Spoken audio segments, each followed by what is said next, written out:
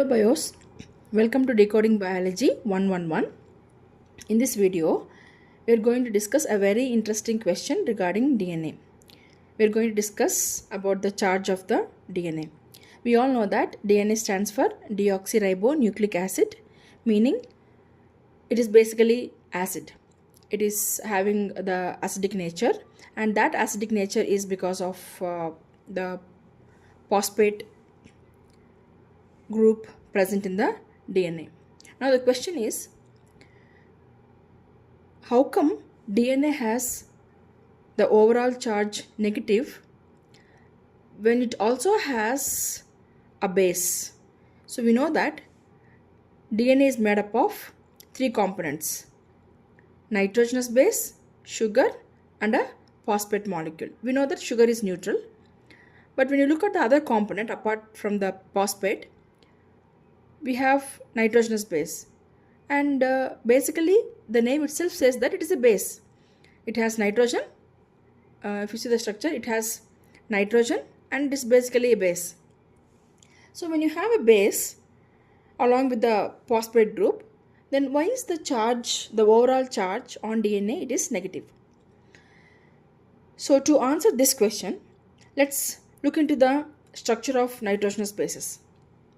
So basically, let's try to understand what is base. Base is any substance that can accept protons, that is H plus ions. We call it as a base.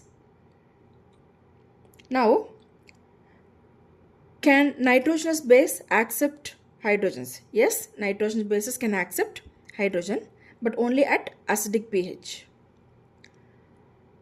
Nitrogen bases are basically weak.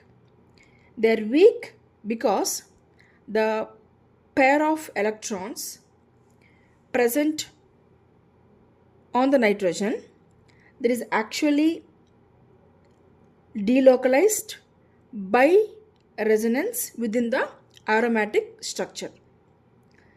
That's the reason they are not able to accept protons readily. So they act as weak bases. For example, if you look into the structure of ammonia, so ammonia has the nitrogen, the ammonia has a pair of electrons.